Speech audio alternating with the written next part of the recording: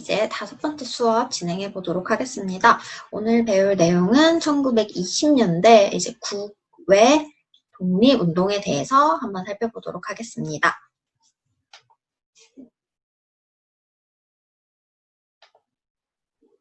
자, 오늘 지금은 이제 역사 시간이니까 누구와 한번 이야기를 해볼까요?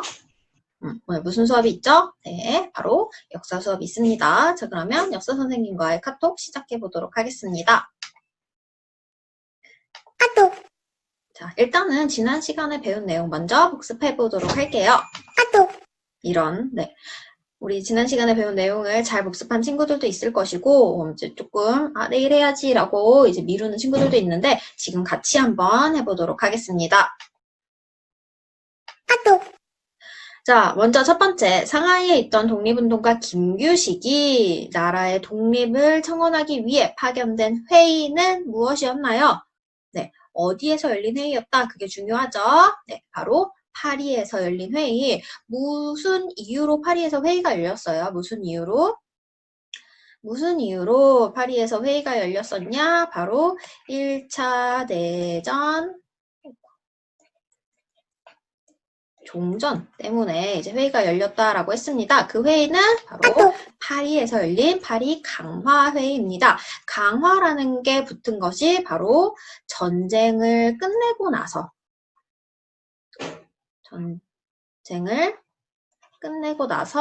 열린 회의다라고 보시면 되겠습니다.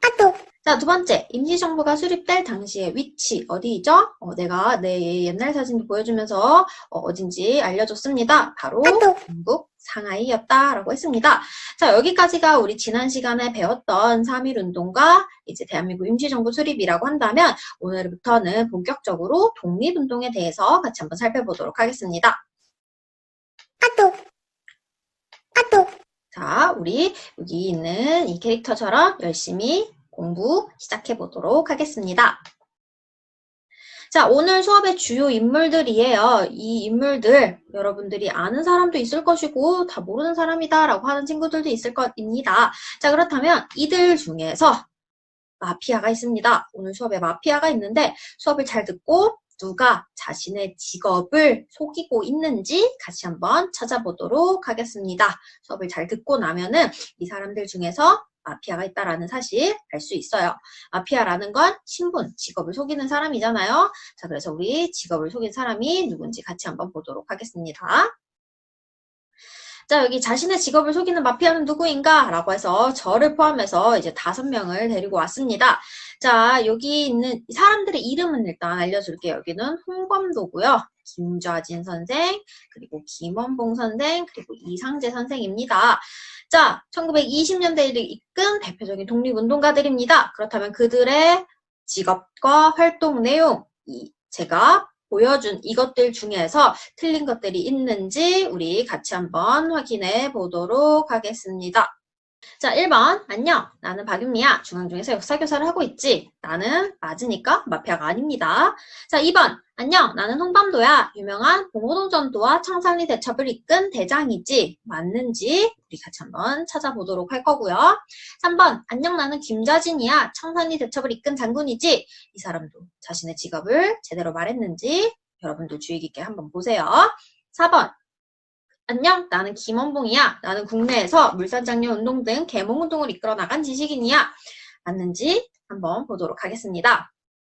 5번, 안녕, 나는 이상재야. 신간의 회상을 맡아서 국내 민족주의와 사회주의자를 융합시키려고 했지.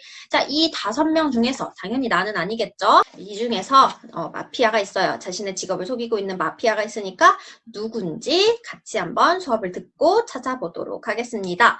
자, 그러면 이제 오늘 본격적인 내용 같이 들어가 보도록 할게요. 여러분들 학습지 1쪽에 이제 교과서 내용 정리하기 보시면 되겠습니다.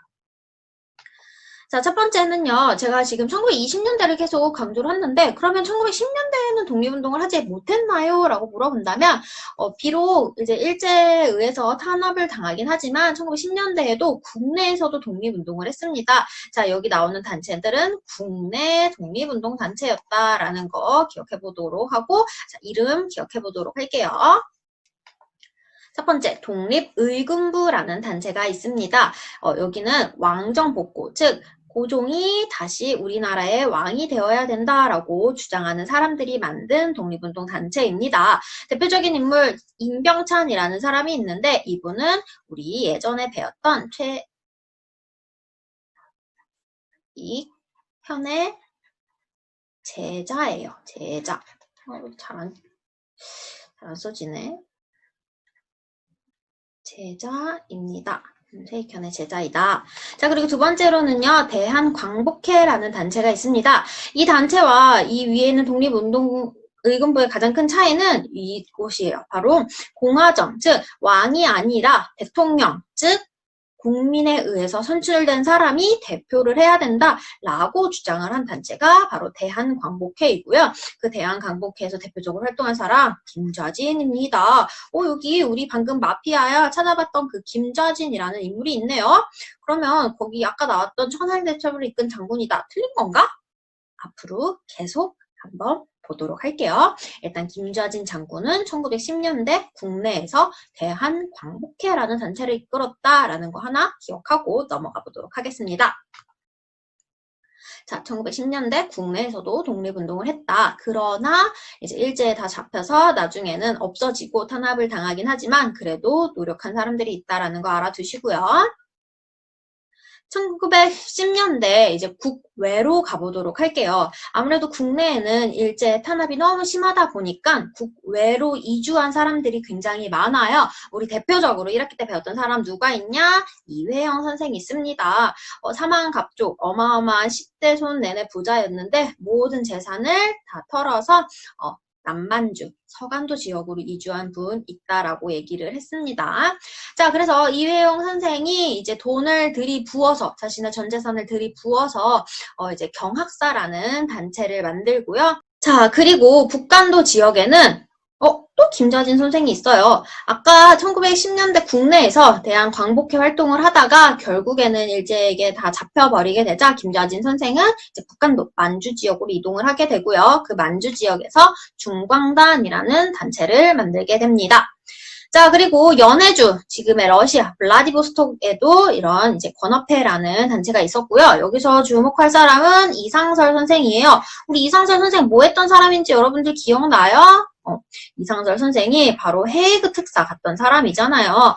헤이그 특사 갔다가 국내로 돌아가면 너 무조건 사형이라고 일본이 얘기를 하자 이제 이상설은 국내로 돌아가지 못하고 바로 이 연해주와 만주 지역에서 독립운동을 하다가 결국에 돌아가서요. 그래서 이상설이 연해주 지역에서 활동했다라는 거 기억하시고 그리고 미주 지역 멕시코도 사실 있는데 멕시코는 우리 중학교 수준에서는 굳이 안 배워도 될 것 같고 이제 그냥 하와이 지역에 대한인 국민회라는 단체가 있었고요. 대표적인 미주 지역의 독립운동가 박용만과 이승만입니다. 둘 다 만 브라더스죠.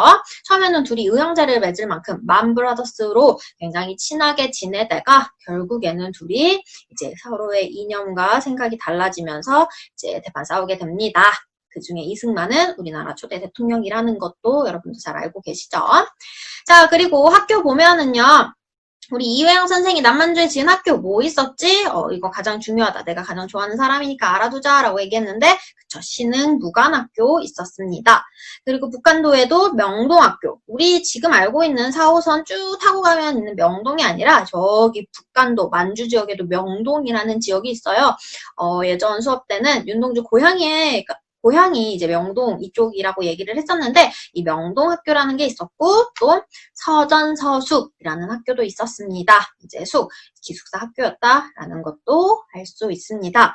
자, 이런 식으로 1910년대 해외에서도 독립운동을 준비했고요. 이 기틀을 바탕으로 이제 본격적으로 1920년대 독립운동이 시작되게 됩니다. 그럼 우리는 오늘 본격적으로 1920년대 독립운동에 대해서 같이 한번 살펴보도록 하겠습니다. 자, 일단 살펴보기 전에 지도를 한번 볼게요. 여기가 이제 우리 북쪽 지역인데요. 여기 백두산이 있고, 자, 일로 흐르는 강은 무슨 강이게요? 자, 압록강이고요. 이렇게 백두산을 기점으로 이렇게 흐르는 강을 두만강이라고 합니다. 이제 중국과의 국경선이 지금도 지어지고 상태이죠. 자, 한번 보면요. 왜 독립운동 위치, 여기 지역이 바로 이회영 선생이 활동했던 남만주 지역입니다. 남쪽 아래다라고 보시면 되고요. 이쪽이 바로 북간도, 김좌진을 비롯한 많은 독립운동가들을 배출한 이제 북간도 지역입니다. 자, 그리고 이쪽이 이제 연해주, 여행도 많이 가는 블라디보스톡이라는 곳, 이렇게 세 군데가 대표적인 독립운동 기지였다라는 거 잘 기억해 두실게요. 넘어가겠습니다. 자, 그럼 본격적으로 1920년대 국외 독립운동을 배울 건데, 크게 첫 번째 주제 뭐냐면 만주 지역에서 일어난, 지금 방금 배웠던 그 만주 지역에서 일어난 독립전쟁 같이 한번 보도록 하겠습니다. 자, 이렇게 크게 이제 4가지 사건으로 나뉘어볼 수 있는데, 첫 번째 봉오동 전투, 그 다음에 청산리 전투, 그 다음에 간도참변과 자유시 참변, 그리고 마지막 삼부통합까지 이렇게 순서대로 기억을 잘 하셔야 되겠습니다. 순서 잘 기억해 주세요.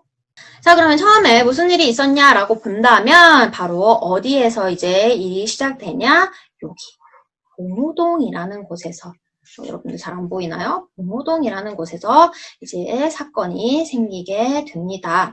자, 이 봉오동 지역에서 무슨 일이 있었냐라고 한다면 이 지역이 딱 보시면 여러분들도 아시겠지만, 자, 여기 봉오동이랑 우리 국내랑 정말 가까워요. 여기 바로 국경선 근처예요. 그러니까 이쪽에 있는 독립운동가들이 낮에는 농사를 막 짓다가 밤에는 몰래 이쪽에 있는 일본 경찰서를 습격했다 바로 새벽에 돌아가고, 이런 식으로 치고 빠지고 이런 일이 굉장히 많이 발생을 했습니다. 근데 일본 입장에서는 여기가 국경을 넘어가면 중국 땅이잖아요. 그러니까 중국 땅이니까 함부로 이제 경찰이나 군대를 파견할 수가 없는 거야. 왜냐면 남의 나라를 그러면 무단으로 침범을 하는 거잖아요.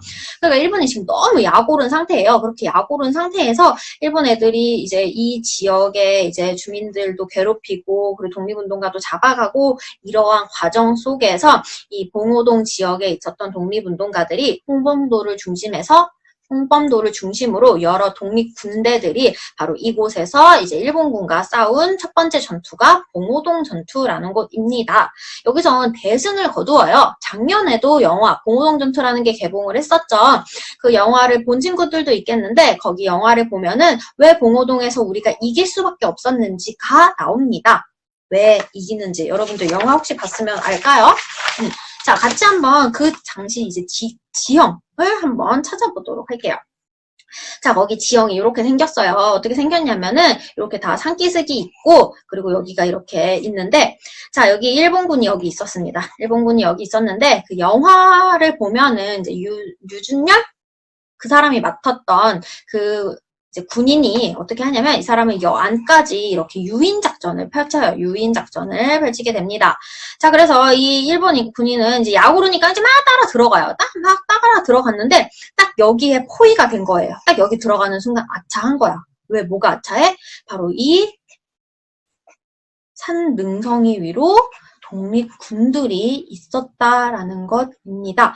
그러니까 당연히 위에서 아래로 총을 퍼붓는 것과 아래에서 위로 총을 퍼붓는 거는 상상조차 할 수 없어요. 당연히 달라요. 당연히 위쪽에서 이렇게 하는 것이 유리했었겠죠. 그래서 이곳에서 이제 바로 우리 독립군들이 대승을 거두게 됩니다. 얼마나 대승이었냐? 일본군의 사상자, 그러니까 사망자와 부상자를 합쳐서 약 450명 정도 된다라고 기록이 나와 있고요. 우리 독립군은 약 10여 명의 사상자, 한 2명 정도 사망하고 이제 나머지는 부상을 당했다라고 합니다. 그래서 이러한 지형 지물을 이용해서, 왜냐면 아무래도 이 지역에 우리 독립군을 포함한 우리 민족이 이미 1910년 아니 그 전부터 여기 와서 터전을 잡고 있었기 때문에 지형 지물을 굉장히 잘 알고 있었어요. 그래서 그런 지형 지물을 잘 이용해서 이긴 전투가 봉오동 전투다라는 거 여러분들이 기억하시면 되겠습니다.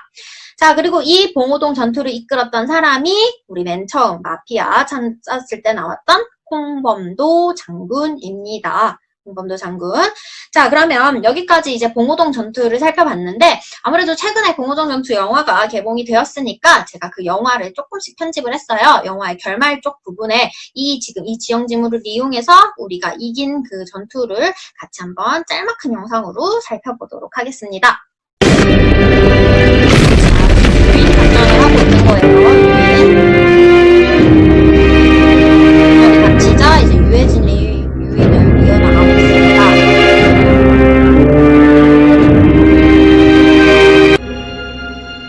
짠! 자, 아까 보는 그 사진처럼 상능성이 쪽으로 유인을 했죠. 홍범도 장군이에요.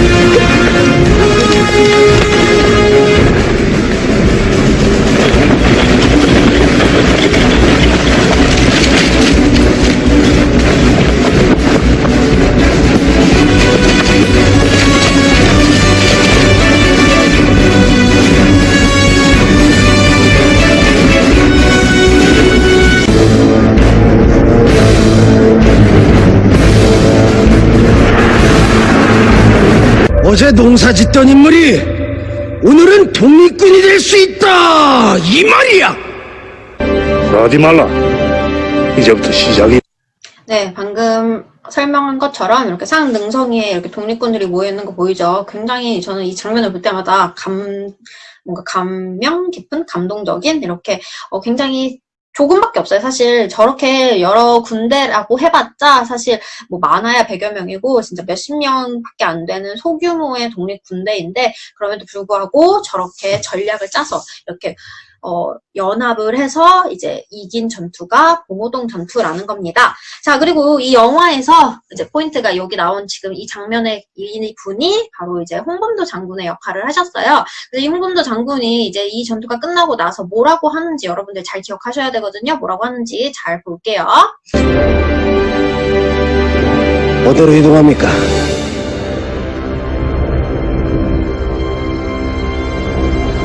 정산리.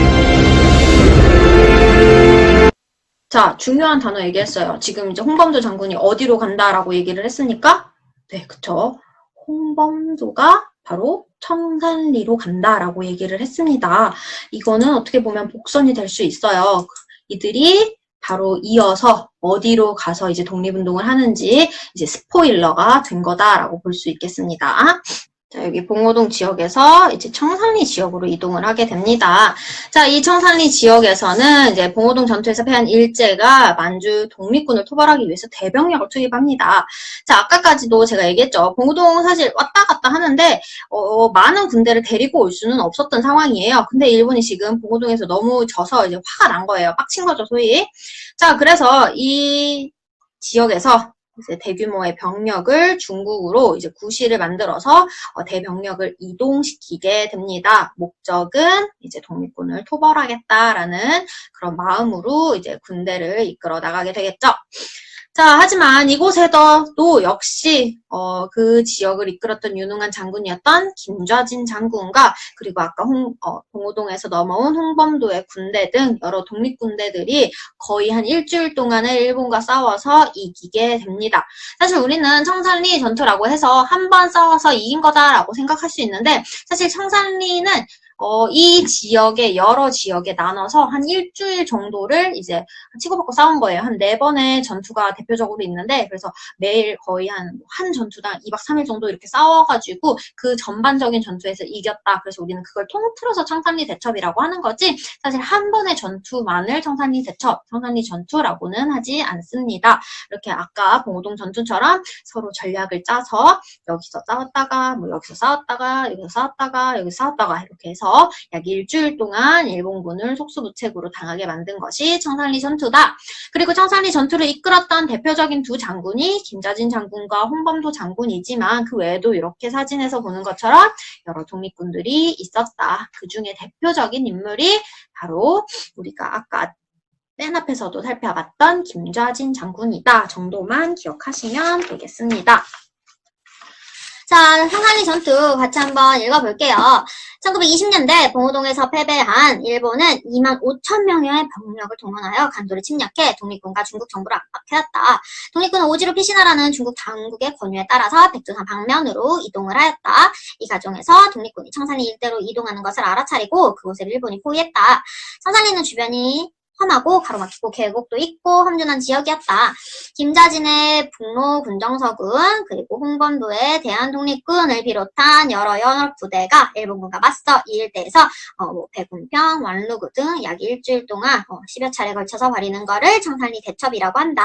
여기서 이제 우리 독립군은 약 60여 명 전사했으나 일본군은 1,200여 명을 사살하게 되었다. 압도적으로 이제 그런 사상자 수만 봐도 우리가 대승을 이끌어 나갔다라는 사실을 알 수 있습니다. 근데 이렇게 두 가지가 엄청 이제 주목을 받고 대단하다라고 하는데 사실 이 두 전투를 제외하고는 우리가 일본을 이긴 적은 사실 없습니다. 이렇게 독립전쟁이라는 것을 한 거는 딱 이 두 번, 봉오동과 청산리 말고는 거의 개인의 암살 이런 것 외에는 사실 일본의 점점 커지는 그러한 세력을 이겨나가기가 굉장히 힘든 상황이었다. 라는 것도 이제 계속 앞으로도 배워보도록 할게요. 자, 일본 근데 가만히 안 있겠죠. 약 올라 죽잖아요. 솔직히 자기들의 식민 지배를 받고 있는 소위 말하는 조센징들이 자신들을 이렇게 완패를 당하게 하니까 일본군들 너무 이제 그 치욕을 참을 수가 없는 거예요. 그래서 그들이 분풀이로 어떤 일을 벌이냐? 만만한 게 바로 그 지역의 그냥 농민들, 백성들이죠. 그러한 백성들을 독립군을 도와줬다라는 명분으로 이 지역에 있는 사람들을 학살하는 일이 벌어지게 됐는데 그걸 바로 간도 참변이라고 합니다. 간도 지역에 있는 이런 식으로 아무 죄 없는 소도, 아무 죄 없는 집도, 그리고 아무 죄 없는 사람들도 다 일본군에 의해서 학살, 파괴당했던 사건 간도 참변이라고 합니다. 보면은 조선인 1만 명이 죽고 민가가 태워지고 불도 태워졌다. 굉장히 비극적인 일이죠. 그 지역의 독립군을 도와줬다라는 이유로 그 지역에서 살고 있다라는 이유만으로 일본군에 의해서 이제 살해당했던 우리 민간인 조선인들이 굉장히 많았다라는 것도 여러분들 기억해 보면 좋겠습니다. 이 부분에 대해서도 영화에서 한번 다룬 적이 있어요. 우리 어떤 영화에서 다루고 있었는지 영화와 같이 한번 살펴보도록 할게요. 사실 몇 명을 죽였냐라는 그 숫자는 사실 의미가 없죠. 여기서 중요한 거는 일본군에 의해서 아무런 죄가 없는 민간인들이 살해당했다라는 사실을 여러분들이 기억하셨으면 좋겠습니다. 자, 그렇게 일이 일어나고요. 독립군들 입장에서는 자신들이 간도 지역에 계속 있으면 이렇게 민간인들, 조선인들이 희생당한다라고 생각을 해서 이제 독립군들이 이동을 합니다. 더 멀리 이제 이동을 하는 상황이다. 자, 그래서 어디로 이동을 하냐면요. 이쪽이 아까 전에 있었던 북간도 지역이잖아요. 북간도 지역에서 밀산을 찍고 밀산에서 집결을 해서 러시아로 이동을 하게 됩니다. 이제 이 중국 만주 지역에서도 이제 안전하지 않다라고 생각을 해서 이제 러시아 자유시라는 곳까지 이동을 하게 되는데 거기서 무슨 일이 일어나냐? 독립군은 밀산부에 집결을 해요. 그래서 대한독립군단이라는 엄청 큰 이제 군대들을 모아서 단을 만들게 됩니다. 그래서 일본군의 공격을 피해 러시아의 자유시라는 곳으로 이동을 하게 됩니다.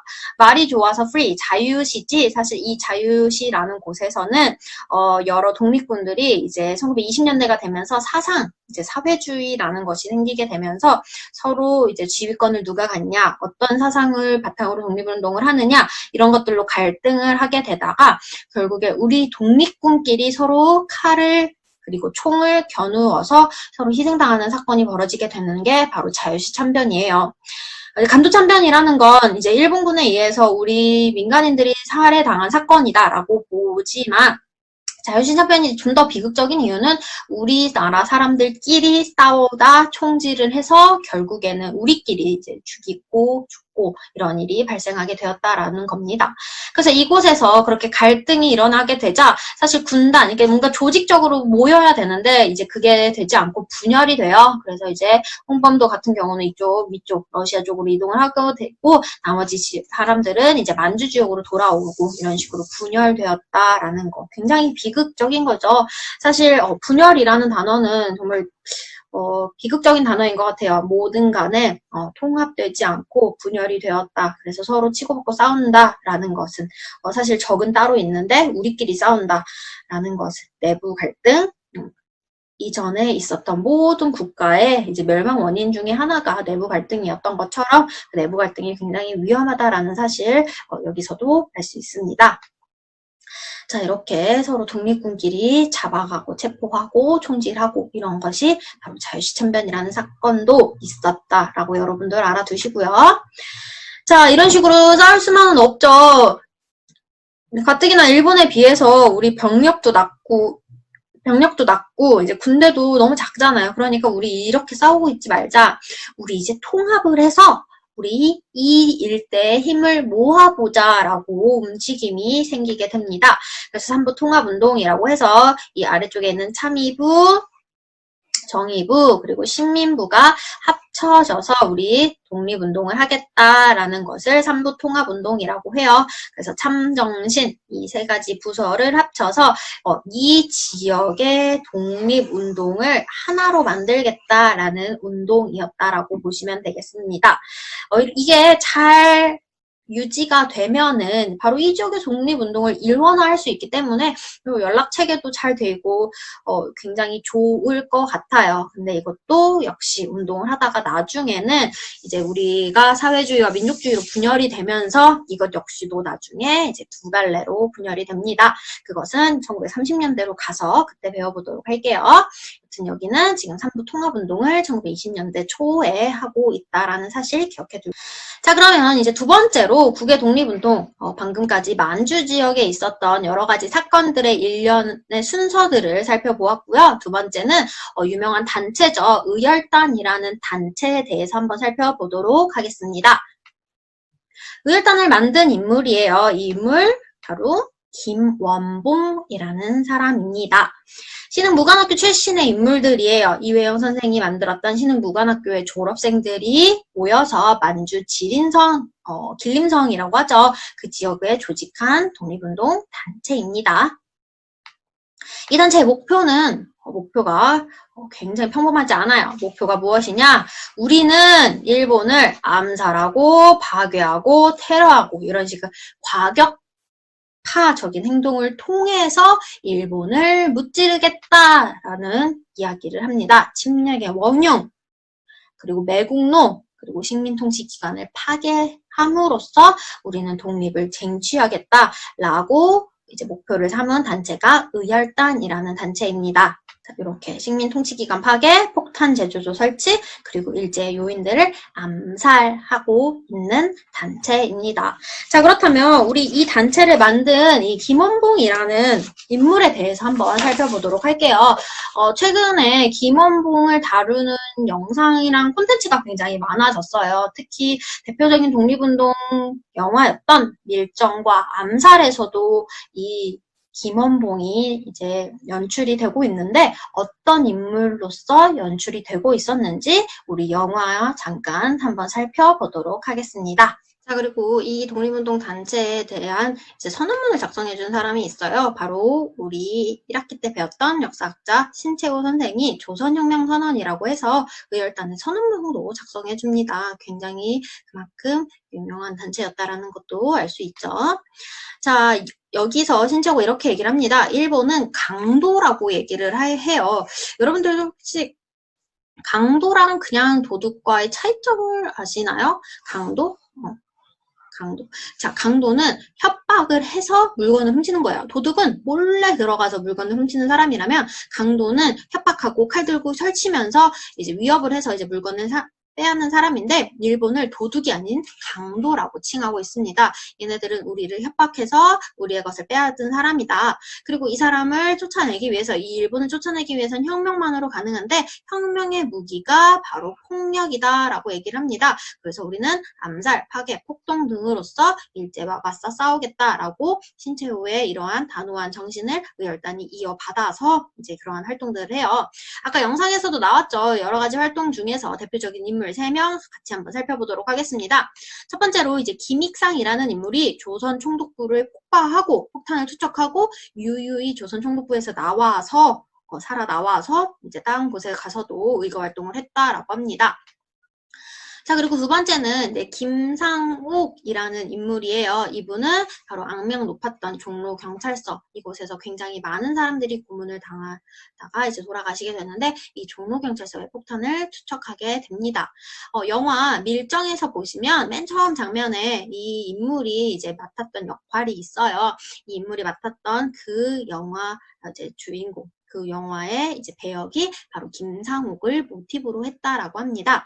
이 사람 같은 경우는 엄청난 총잡이로서 이때 당시에 종로 경찰서에 폭탄을 투척하고 서울 시내 일대를 이제 숨어 다니다가 이제 막판에 일본에게 잡히는 상황이 발생을 해요. 일본 경찰과 군인 합쳐서 약 1000명 정도가 이 사람 하나 잡겠다고 온 서울 바닥을 뒤지게 된다라고 합니다. 이 사람은 이렇게 집집마다 지붕을 뛰어다니면서 일본군을 피해 다니다가 결국에는 자신의 총에 한 발에 이제 총알이 남았다라는 사실을 알고 그거를 이제 자신을 이렇게 하면서 대한독립 만세를 외치면서 돌아가셨다라고 합니다. 그 사람의 이제 시체를 이제 보았을 때 무려 몸에 10방의 이러한 총알 자국이 있었다라고 해요.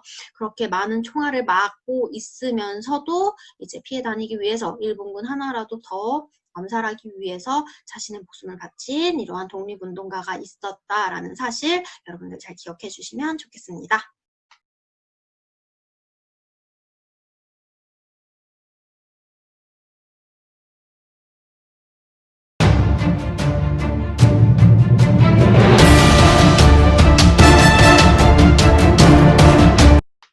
그리고 나석주라는 인물도 동양척식 주식회사, 지금의 이제 서울 한복판에 있었던 동양척식 주식회사, 거기에 폭탄을 투척했다라고 합니다. 비록 이분들의 이러한 폭탄 투척이 성공한 것도 있지만 사실 대부분 폭탄의 그런 효력이 좋지 않았기 때문에 실패를 많이 해요. 하지만 이러한 의거 활동을 벌이는 것 자체가 이렇게 목숨 바쳐 나라를 지키려고 한 인물들이 있었다라는 게 굉장히 이제 그냥 일반인들에게는 엄청나게 의미 있는 일들이었다라고 보시면 되겠습니다. 자, 여기까지 오늘 배울 내용 여기까지입니다. 자, 우리가 배운 내용은 크게 1910년대 독립운동과 1920년대 독립운동을 배웠습니다. 1910년대에서도 국내에서 독립운동을 했고 1920년대에도 국내와 국외에서 독립운동을 하는데 오늘은 국외 독립운동부터 살펴봤습니다. 국외 독립운동에는 이제 대표적으로 이제 만주 지역에 봉오동부터 시작해서 삼부통합까지 이어지는 활동 하나가 있었고요. 두 번째로는 이제 김원봉이 이끌었던 의열단이라는 활동이 있었습니다. 여기까지 여러분들 잘 기억해 주시길 바라겠습니다. 다음 시간에는 1920년대 이제 국내에서 무슨 일이 일어났는지, 국내에서는 어떤 방식으로 독립운동을 했는지, 3.1운동 이후에 우리가 일제에 맞서서 어떻게 독립운동을 할 수 있었을까? 그 부분에 대해서 같이 한번 살펴보도록 하겠습니다.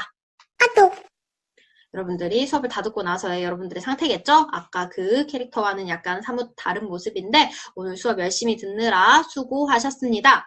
일단 1920년대 국내 내용 나가기 전에 다음 시간에는 수행평가 공지를 할 거예요. 그래서 여러분들 수행평가 공지 잘 읽고 등교 주간에 수행평가 준비물 잘 챙겨 오시길 바라겠습니다. 오늘 여기까지 수고하셨습니다. 안녕!